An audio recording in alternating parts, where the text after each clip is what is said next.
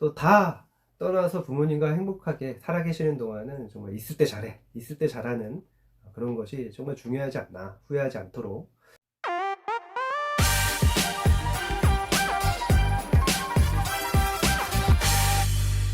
안녕하세요. 관계를 회복하는 중입니다의 저자 강호 작가입니다. 이제 곧 어버이날이죠. 지난 영상에서도 제가 어버이날 부모님과 잘 지내는 방법에 대해서 세 가지를 말씀을 드렸었는데, 오늘도 어떻게 하면 어버이날 이 가정의 달에 부모님을 기쁘게 해드리고 부모님과 좋은 시간을 가질 수 있을까에 대한 이야기를 나누려고 합니다. 많은 분들이 부모님을 만나기 전에는 오늘은 꼭 부모님을 즐겁게 해드려야 되겠다 말씀도 잘 들어드리고, 또 맛있는 것도 사드리고 선물도 드리고 효도를 해야 되겠다 이런 마음으로 부모님을 만납니다.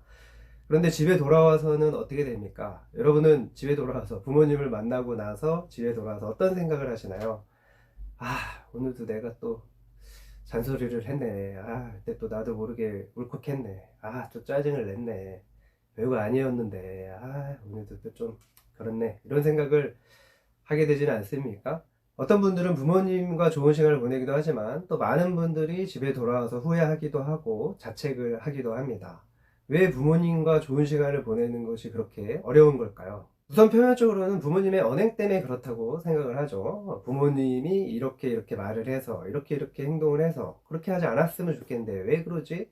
이런 생각을 하게 될 때, 그렇게 하지 말았으면 좋겠다라고 정중하게 말씀드리면 참 좋은데, 우리는 참 어머니께, 특히 어머니께 그렇게 짜증을 낼 때가 많이 있습니다. 제가 관계를 회복하는 중입니다 책에서 말하는 것 중에 하나가 바로 다름을 인정하는 것이 공감의 시작이다 라는 말을 했었습니다. 우리 부모님께도 공감이 필요하죠. 어떻게 보면 연세가 드실수록 자녀의 공감이 더 크게 필요할지 모릅니다. 그리고 제 책에서 또 한 가지 말씀드렸던 것이, 사람은 고쳐 쓰는 것이 아니다 라는 질문, 물음표를 던지는 그런 꼭지 제목도 있었는데, 사람을 고치려고 하면 안 되는 거죠. 대부분의 가족의 문제에서는 상대를 고치려고 하는 것 때문에 문제가 발생하게 됩니다. 가까운 사이이고 또 그 기대치가 있고, 그러다 보니까 자꾸 이렇게 말하지 않았으면 좋겠는데, 이렇게 행동하지 않았으면 좋겠는데, 이런 마음들이 드는 거죠. 그런데 그 기준이 어디에 있습니까? 바로 나에게 있다라는 거, 이것을 우리는 생각할 수 있어야 됩니다. 우리는 가족 간에 자꾸 상대를 고치려고 하는 그런 심리가 있죠. 사랑하기 때문에 라고 우리가 어렸을 때부터 부모님들이 우리에게 그렇게 많이 기대를 하셔서 우리가 힘들지 않았습니까? 제가 학생 때 유행했던 말이 엄친아, 엄친딸. 그래서 내 친구의 아들, 내 친구의 딸은 이런데 너는 왜 그러냐? 약간 이런 식의 비교의 말을 우리가 들어서 상처도 많이 받고, 그것 때문에 되게 많이 힘들었잖아요. 그런 마음들이 또 우리가 부모님에게 지금 하고 있는 건 아닌지 우리가 잘 돌아볼 필요가 있습니다. 부부관계에서도 자꾸 문제가 되는 것이 서로 상대를 고치려고 하는 그런 언행 때문에 그런 것 아닙니까? 너는 왜 이러냐? 네가 이렇게 했어야지. 네가 이렇게 하면 될 텐데 라고 하면서 내 기준으로 상대를 바꾸려고 하는 거. 이것 때문에 결국은 성격 차이까지 결론을 내리게 되는 경우가 생기기도 하는 거죠. 가족관계일수록 상대를 인정해주는 것이 굉장히 중요합니다. 웬만한 실수나 연약함들은 그냥 인정해주고 또 격려해주고, 그런 마음들이 굉장히 중요하죠. 특히 부모님들은 연세가 드셨기 때문에 그것을 우리가 이해해 드려야 됩니다. 인정해 드려야 돼요. 부모님을 고치려고 하는 거, 이건 정말 잘못된 거죠. 우리 자식들도 고치려고 하면 잘 안 되는데, 연세 드신 몇십 년을 더 사신 부모님을, 또 어린 자녀가, 또 자녀가 그런 말 하면 자존심이 상하시잖아요. 또 자꾸 위축이 되기도 하시고, 그런 것은 정말 좋지 않죠. 그렇기 때문에 우리의 감정 상태를 최대한 여유 있게 좋은 감정 상태로 만들어서 부모님을 만나는 것이 굉장히 중요합니다.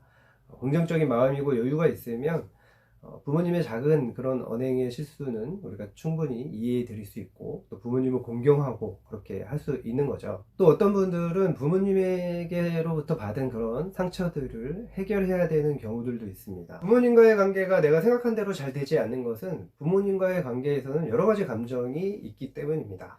심리학에서는 이것을 굉장히 중요하게 여기죠. 그래서 가계도를 그리면서 어렸을 때부터의 부모님과의 관계 패턴들을 확인해보고, 또 받은 상처들을 확인하면서 그것들을 풀어내는 그런 과정을 거쳐갑니다. 어떤 분은 부모님으로부터 정말 크게 상처를 받은 분들이 있고, 또 어떤 분들은 자기가 의식하지는 못하지만 부모님께로부터 어떤 상처들, 어떤 뭐 차별 대우를 받았거나 아니면 그런 애착 관계나 그런 부분에서 문제가 쌓여 있어서 자기는 모르지만 그런 감정들이 부모님과 관계를 할 때 역동을 일으켜서 나도 모르게 감정의 표현으로, 건강한 표현이 아닌 그런 표현으로 나타나게 되는 경우들이 많이 있죠. 그래서 그런 감정의 문제들을 찾아보고 분석해보고 풀어내는 과정이 필요하지만 지금은 상담 시간이 아니니까 그런 것들은 건너뛰고 지금 당장 활용할 수 있는, 당장 어버이날이 이제 며칠 안 남았잖아요. 그런 것들을 제가 여러분들에게 알려드리겠습니다. 그럼 지금 당장 활용할 수 있는 방법이 뭐가 있을까요? 먼저 내 안에 그런 상처들이 있을 수 있다. 내가 자꾸 부모님께 감정이 통제되지 않는 그런 감정들이 나오게 된다라고 하는 것을 인정하고, 또 혹시라도 내가 어떤 부분에서 상처가 있는 것이 자꾸 생각나고 한다면 부모님을 용서해 드리는 그런 마음부터 갖는 것이 중요합니다. 용서는 내가 나를 위해서 하는 거예요. 내가 누군가를 용서하지 않으면 그를 향한 미움과 적개심에 대한 상처가 나를 지배하게 됩니다. 그러니 피폐하게 되겠죠. 그리고 또 그 분노에 대한 상처에 대한 자꾸 묵상을 하게 되는 거예요. 점점점 더 그 상처는 더 크게 나를 괴롭게 만듭니다. 그럼 어떻게 됩니까?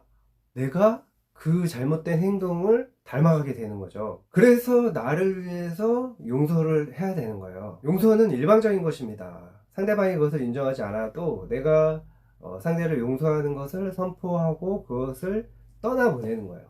그러니까 부모님에 대한 미움이나 분노가 있다면, 상처가 있다면 그 부모님의 지금의 모습을 잘 보세요. 부모님이 이제는 연세가 많이 드셨죠. 부모님도 우리를 키울 때는 아주 젊으셨습니다. 경험이 없으셨죠.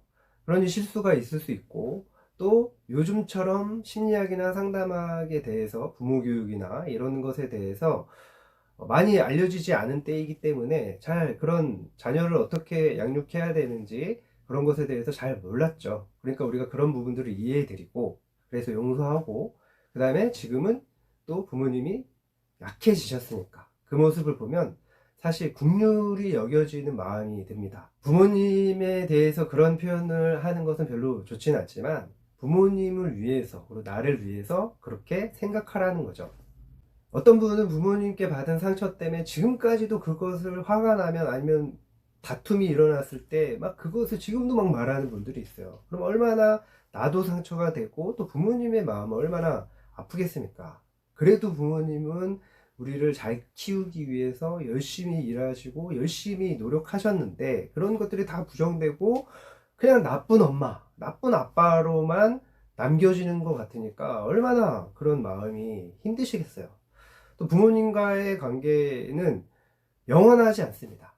그렇죠? 자녀들은 내가 살아있는 동안은 계속 자녀들과 관계를 맺지만 부모님은 어느 순간이 되면 이제 연세가 있으시니까 계속 영원히 갈 수 없다라는 걸 항상 기억하고, 있을 때 잘해 이런 말이 있잖아요. 그래서 부모님을 용서해 드리고 또 부모님을 긍휼히 여기고, 그래서 그러다 보면 부모님에 대한 마음들이 좀 더 여유로워지고 또 감사한 것들을 생각하게 됩니다. 감사한 것을 생각하는 것. 상담은 재해석이라는 말이 있어요. 그래서 이야기 치료라는 그런 상담 이론을 보면 이 내담자가 상처받았던 것, 안 좋았던 것들, 부정적인 것들이 많은데 그것을 다시 잘 이야기로 풀어보면 좋은 것들의 관점을, 초점을 맞춰서 또 재해석해서 그런 것들을 해결해 나가는 그런 상담 이론의 내용입니다. 저는 정말 뭐 완벽하진 않더라도 되게 도움이 많이 되고 좋은 이론이라고 생각이 돼요. 그런 마음으로 우리가 부모님을 대하고 부모님에 대한 용서를 하면 부모님과의 관계에서도 우리가 감사할 것들을 얼마나 많겠어요. 그것을 바라보면 감사하게 되고, 또 부모님을 만났을 때 좋은 마음으로, 또 부모님의 그런 어떤 언행에 뭔가 내가 불편한 모습이 있더라도 이해해 드릴 수 있고 인정해 드릴 수 있고, 그러면 아주 즐겁고 행복한 시간을 가질 수가 있겠죠. 저는 사실 부끄러운 이야기지만 아버지에 대한 분노가 굉장히 많았어요. 분노와 미움. 그리고 저희 아버지가 이제 뇌경색으로 쓰러지신 거예요. 그런데 그때 저는 이제 대학교를 준비하는 시기였기 때문에 제가 전공을 중간에 바꿨거든요. 그래서 형이나 누나는 이제 다 직장 다니고 그래서 바빠서 아버지를 이렇게 돌봐드리지 못했죠. 제가 이제 아버지를 업고 병원에 이제 모셔가고 또 수발도 들어드리고 그러다 보니까 아버지가 갑자기 너무 약해지신 거야.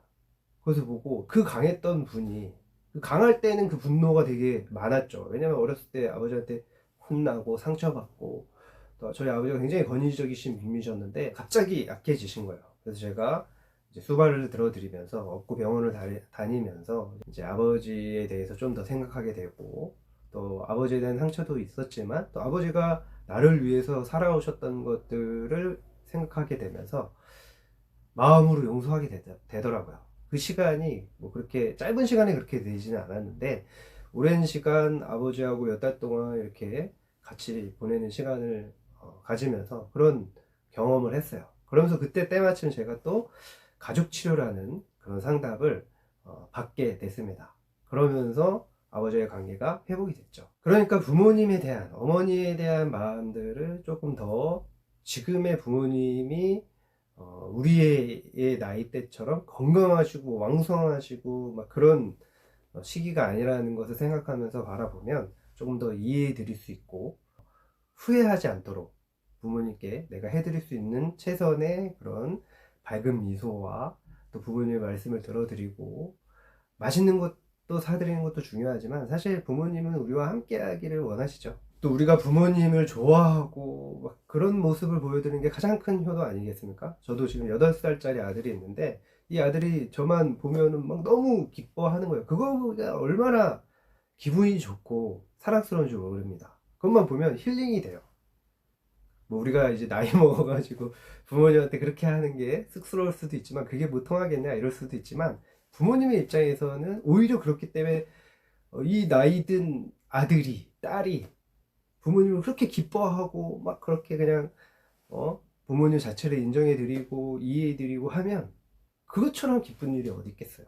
부모님이 우리 때문에 기분이 좋아지시면 막 이렇게 엘돈핀이 샘솟으셔서 아주 건강해지시고 장수하게 되십니다. 그리고 성경에는 이런 말씀이 있어요.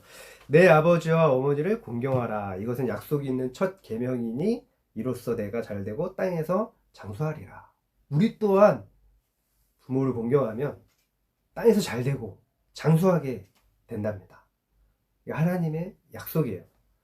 한번 생각해 보세요. 우리가 이 땅에서 잘 됐는데 건강하지 못해요. 일찍 죽어요. 그럼 그 잘된 거, 내가 열심히 살아서 모아둔 거, 그거 다 그냥 가지고 갈 수 없잖아요. 얼마나 안타깝습니까? 또 반대로 내가 오래는 사는데 아프면서 오래 살아. 안 되잖아요. 그죠? 또는 내가 오래 살긴 하는데 잘 안 돼. 얼마나 힘듭니까? 노후 준비가 정말 요즘에 가장 큰 고민 중에 하나인데 그런 상태가 되는 거죠. 그런 것을 다 떠나서 어버이날 부모님과 즐겁게 시간을 보내는 거, 그리고 부모님과 좋은 관계를 맺어가는 거, 이것은 정말 반드시 노력해야 되는 일들입니다.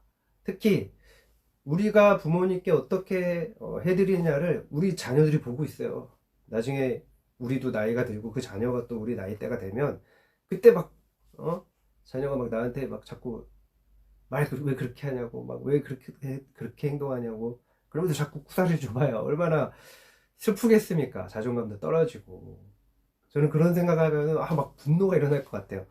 그래서 저도 부모님한테 저도 모르게 제가 예민해져 있을 때는 자꾸 이렇게 잔소리도 하게 되고 막 이렇게 되는데 그래서 그걸 참 조심하고 있어요. 마음을 좋게 하려고. 그래서 예민해져 있을 때 될 수 있으면 말을 안 하려고 합니다. 그냥 어머니가 말을 하시면 어쩔 때는 왜 저런 말씀하시지 이런 생각이 들 때도 있는데 그냥 그런가 보다 하고 그렇게 제가 이제 하는 거예요. 억압하는 게 아니고 억압을 하면 또 나중에 폭발이 돼요. 절대 억압은 안 되고 그냥 어머니가 저렇게 생각하시는구나 그렇게 생각을 하는 거죠. 어머니 자체를 인정해 드리는 거죠. 그렇게 저는 대처를 합니다. 그러나 제가 피곤하거나 약간 예민해져 있는 상태에서는 잘 안 된다는 거. 그래서 부모님을 만날 때는 감정을 최상의 상태로 해놓고 가는 것이 굉장히 중요하고 또 다 떠나서 부모님과 행복하게 살아계시는 동안은 정말 있을 때 잘해, 있을 때 잘하는 그런 것이 정말 중요하지 않나, 후회하지 않도록. 저는 상상만 해도 부모님이 안 계시다는 생각을 하면 상상만 해도 굉장히 마음이 안 좋습니다. 그래서 저희 어머니도 요즘에 임플란트 수술하고 막 이러고 계신데 되게 뭐랄까 이렇게 마음이 안 좋아요. 안쓰러워요. 안쓰러워 보여요. 그래서 어머니가 좀 더 오래 사셔서 건강하게 오래 사셔서 제가 또 더 성공을 해서 어머니께 효도도 해드리고 그런 마음인데, 지금 당장 제가 할 수 있는 거 부모님의 말씀을 들어드리고 부모님이 기뻐하시도록 하는 거. 오늘 영상 끝까지 봐주셔서 감사합니다. 구독, 좋아요, 댓글 그리고 알림 설정 꼭 부탁드립니다. 제가 지금 강훈비전 연구소를 운영하면서 대표로 활동을 하고 있는데, 인간관계 훈련 그리고 부부관계, 부모 자녀 관계 그리고 연애 코칭까지도 하고 있습니다. 더 이것에 대해서 더 자세히 알고 싶으신 분들은 언제든지 댓글로 남겨주시거나 제 연락처로 문자를 보내주시면 상담을 해드리겠습니다. 꼭 과정을 신청하지 않으셔도 되고요. 상담을 먼저 신청을 하셔도 제가 성심껏 상담을 해드리겠습니다. 감사합니다. 지금까지 관계를 회복하는 중입니다의 저자 강훈 작가였습니다. 여러분, 이번 어버이날은 정말 부모님과 행복하게 즐거운 시간 보내세요.